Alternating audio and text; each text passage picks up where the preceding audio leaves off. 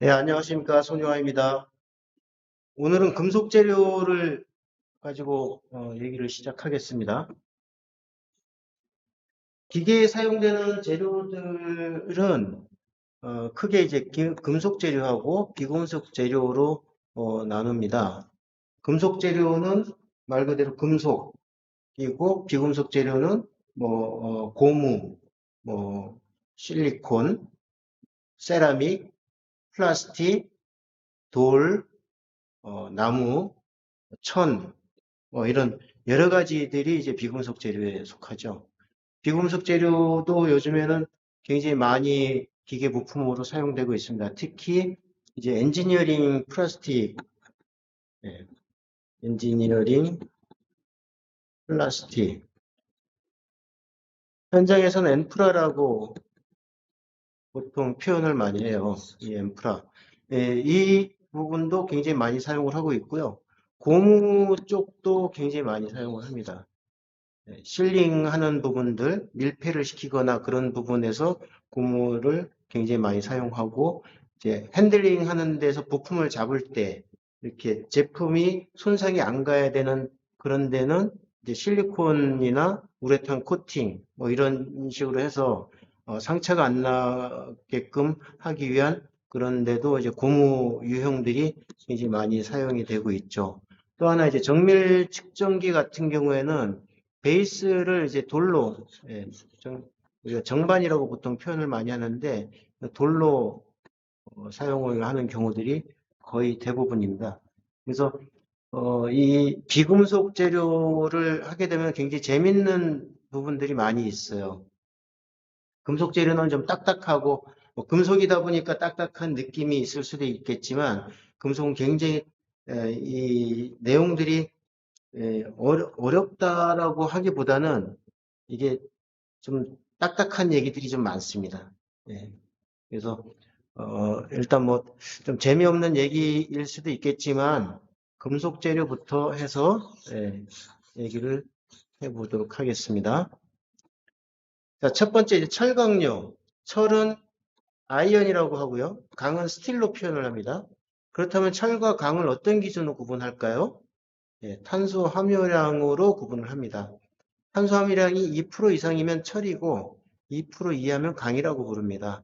일반적으로 탄수화물량이 높으면 강하다고 알고 있지만 단순히 이 탄수화물량만으로 강하다고 할 수는 없고 초반에 얘기했던 이제 원소 부분에서 재료를 강하게 하는 원소가 있어요. 어떤 것들이 있을까요? 크롬도 있고 바나듐도 있고 망, 망간, 망간도 있고, 몰리브덴도 있고, 텅스텐도 있고, 이런 원소들은 재료를 강하게 만드는 경도를 높이고 강도를 높여주는 그런 원소들입니다.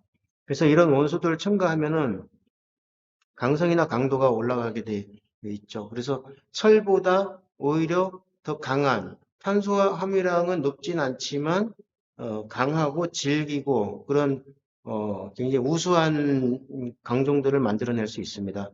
그래서 그런 것들을 이제 강에서 만들죠. 그래서 제강이라고 하고 제철이라고 하는 것이 두 가지로 나눠지게 됩니다. 탄수화물량만 높으면은 취성이 높아집니다. 그래서 취성은 기계 재료로서 상당히 안 좋은 성질이죠. 취성이 뭘까요? 깨지는 성질입니다. 깨지는 성질. 그래서 이것은 이제 기계 재료로 봐서는 제일 안 좋은 그런 성질이 되겠습니다. 철을 탄수화물형으로 분류하면 다음 표와 같아요. 순철은 0.02% 이하, 그다음에 연철은 0.035% 이하, 강철은 0.035에서 1.7% 이하, 주철 이제 무쇠라고 하는데요. 주철은 1.7%를 넘어가는 것을 이제 주철이라고 합니다. 재료가 금속 재료가 폐에서 편람을 찾아보시면은 너무 많은 종류들이 있어요. 그래서 그 종류들을 전부 다 나열해서 설명하기에는 사실 이거 재료편만 가지고도 너무 많은 시간을 할애해야 되고, 그리고 저는 이제 기계 설계를 하기 위해서 필요한 재료들을 공부하고 실제로 적용해봤던 경험을 가지고 있기 때문에 그렇게 많은 재료들을 다 막내해서 설명드리기는 사실 제 지식이 좀 부족합니다. 그 재료들을 본격적으로 하시는 분들이 실제 많이 있죠. 그래서 그쪽 부분에 대해서는 조금 미흡하지만 제가 FA 설계, 기계 설계에 기계 설계에 필요한 예, 필요한 재료들에 대해서만 제가 설명을 주로 드리도록 하겠습니다. 첫 번째로 주철하고 주강을 보겠는데요. 주철은 캐스트 아이언이라고 하고요. 이 주철은 가장 오래전부터 전통적으로 사용해 온 재료예요. 다른 말로는 이제 무쇠라고도 하고요. 우리가 이제 무쇠를 얘기를 했을 때, 첫 번째 떠오르는 것이 솥이 되겠죠. 그리고 고기 불판, 맨홀 뚜껑, 중대형 밸브 등 이제 많은 부분들에서 주철이 사용되고 있습니다. 이 주철은 취성이 상당히 높아요. 탄소함유량이 높기 때문에. 그래서 이 취성을 보완하기 위해서 다른 원소를 추가한 특수 주철이 많이 있습니다. 재료기호로 보면 이제 GC가 가장 대표적인 주철이 되겠고요. 이게 무쇠, 이게 일명 무쇠를 이제 해주철을 가리키는 겁니다. 그 다음에 이제 GDC, BMC, PMC, WMC 등과 같은 구상흑연주철, 흑심가단주철, 컬라이트 가단주철, 백신가단주철 등등 특수주철들이 많이 있습니다. 지금 여기 나열한 것 외에도 이제 많은 종류들이 있고요. 여기 이제 절에 걸린 종 같은 경우에도 주철로 하는 경우들이 상당히 많고요. 이제 중대형, 소형 같은 경우는 주철로 하고요. 큰 종들 같은 경우에는 동종을 많이 만듭니다. 구리가 베이스가 된 구리 합금으로 만든 종을 상당히 많이 만들고 있죠. 이 주철은 지금 이제 틀에다 넣고 이렇게 만들어야 되기 때문에 그 안에 이제 주형 틀 안에서 유동성이 좋아야 됩니다. 그런 재료 특성을 가지고 있어야 되죠. 그래서 그런 재료 특성을 가지게끔 성분 조합들을 해놓은 것을 주철이라고 합니다. 가장 대표적인 주철이 해주철이고요. GC라고 기호를 붙이고 100, 뭐 200, 250, 350 이런 식으로 이제 숫자를 넣는데 그 숫자는 인장 강도를 나타냅니다. 백주철, 주철의 탄수화물량에서 시멘타이트 조직 같은 경우는 준안정상인데 시멘타이트가 안정상인 페라이트와 흑연으로 분리되지 않고 그대로 존재하는 주철을 이제 백주철이라고 해요. 단면이 백색이라서 붙여진 이름이고 주철의 용탕을 고속으로 냉각하면은 이제 백주철이 됩니다. 구상흑연 주철은 구상, 흑연이 구의 모양으로 만들어진다는 얘기입니다. 구상 흑연 주철. 재료기호로는 GCD, 그 다음에 400-15, 뭐 이렇게 이제 재료기호를 쓰고요. 보통 주철에 마그네슘이나 칼슘이 약간 첨가가 되면은 편상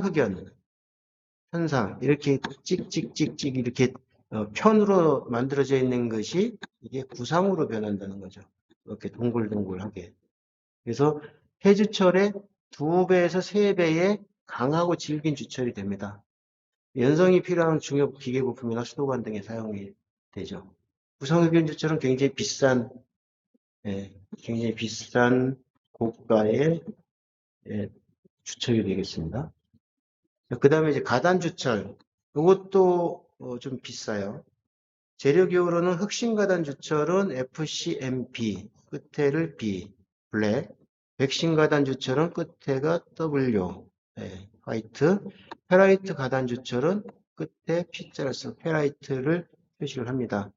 백주철에 열 처리해서 인성을 부여하여 단조가 가능하도록 만든 주철이죠. 이 백주철에다가 열 처리를 하면 가단주철이 된다는 얘기입니다.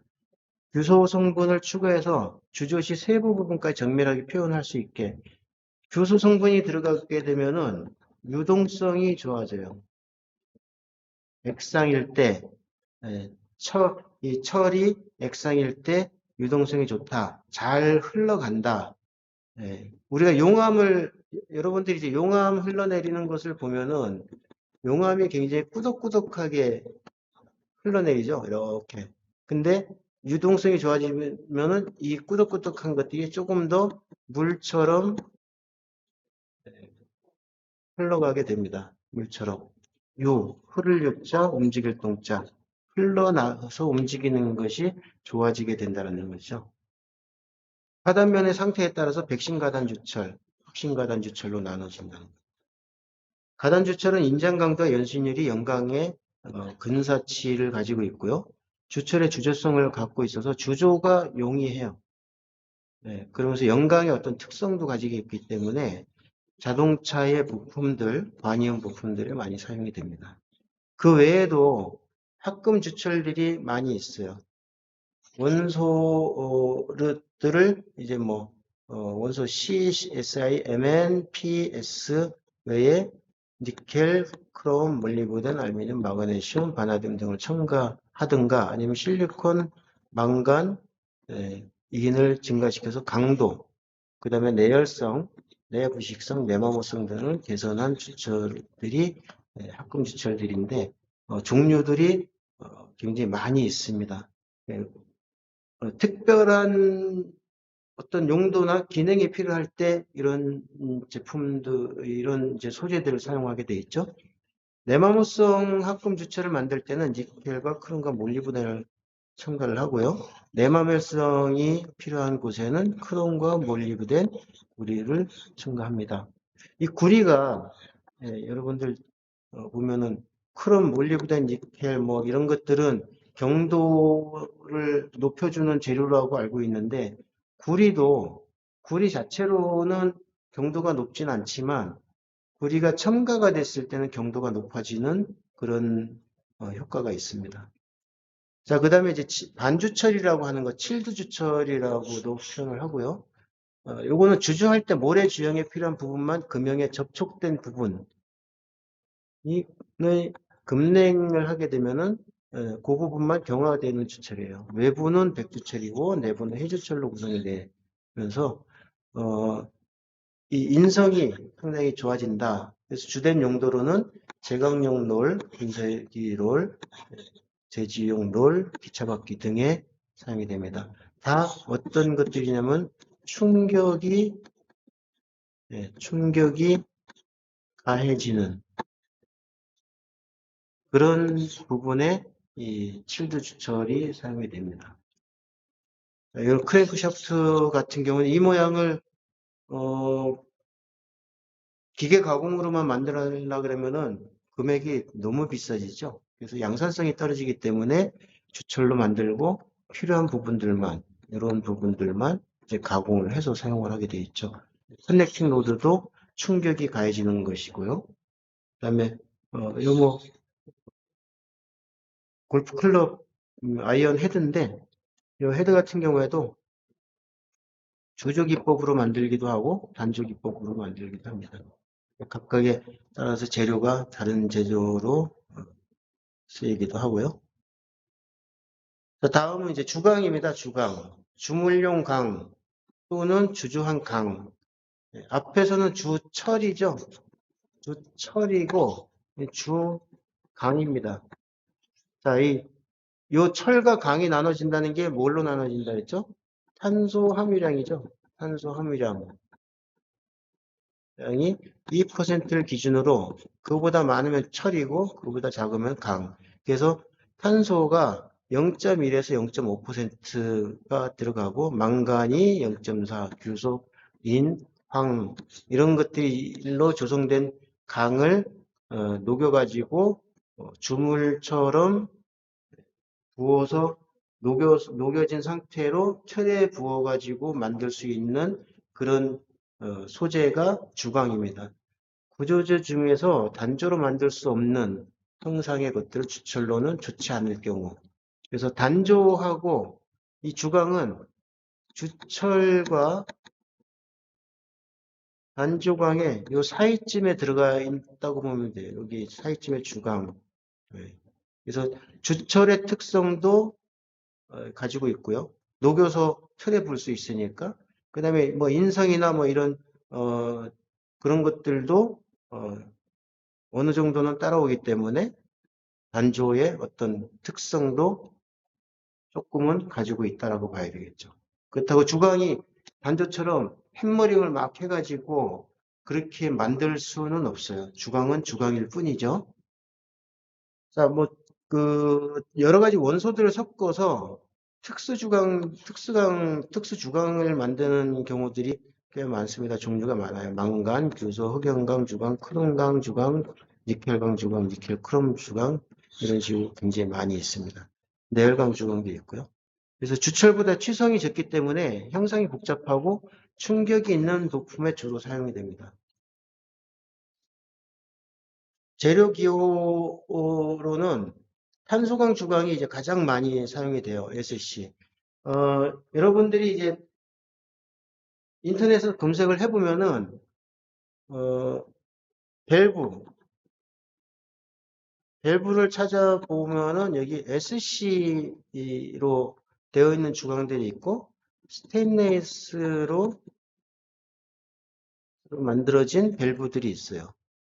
이 SC 같은 경우에 바로 주광으로 만든 이게 이제 주광으로 만든 제품이죠. 주광 중에서도 산소광 주광을 SC라고 합니다.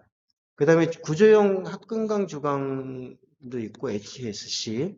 그래서 구조용 고장력 탄소광 및 저합금강 주광이 있고 이렇게 굉장히 많은 종류의 특수형 주광들이 있습니다. 망간, 크롬, 몰리브덴 그런 것들을 섞어서 만드는 거. 그 다음에 이제 뭐 스테인레스 주광도 있고 내열광 주광, 고망간 주광, 고온 고압용 주광, 저온 고압용 주광 이렇게 종류들이 상당히 많이 있습니다. 자, 다음은 단조광에 대해서 설명을 드릴게요. 단조는 요 밑에 설명이 나와 있네요. 철강 제품을 고온 고압으로 고온으로 가열해서 부드럽게 만든 다음에 고온이라고 하는 거는 멜팅 6.2전까지를 얘기를 합니다. 녹지 않는 정도, 조직이 부들부들해지는 정도까지를 가열하는 정도의 온도입니다. 부드럽게 만든 다음에 햄머로 두들기거나 아니면 프레스로 틀에 넣어서 눌러서 만드는 가공 방법. 이게 단조 같은 경우에는 유튜브 영상을 보시면은 굉장히 많이 나와 있어요. 두들겨서 만드는 그런 영상들이 많습니다. 그래서 이렇게 두들겨 만들 때 취성이 있으면 어떻게 되죠? 취성이 있으면은 얘를 위에서 햄머로 땅땅땅땅 계속 때려요. 땅땅땅땅 때리면은 취성이 있으면은 여기 크랙이 가죠. 네, 깨집니다. 취성이 있으면 깨집니다. 그래서 취성이 없도록 조성이 되어 있는 성분들이 취성이 없도록 조성이 되어 있는 그런 재료를 단조광이라고 해요. 단조를 하게 되면은 재료 안에 있는 기포가 빠져나옵니다. 그래서 조직이 치밀해지고 강도와 인성이 좋아집니다. 칼을 만드는 대장간에서 칼을 만드는 과정들을 보시면은 덩어리로 돼 있는 거를 계속 가열했다가 때리고 가열했다 때리고 하는 과정들을 반복을 하죠. 네. 그리고 하면서 뭐 오일에다가 이렇게 담그기도 하고 아니면은 숟가루에다가 이렇게 넣기도 하면서 반조와 그 다음에 탄소 함유량을 높이는 그런 작업들을 통해서 칼이 단단하고 질기게 만드는 것을 보셨을 겁니다.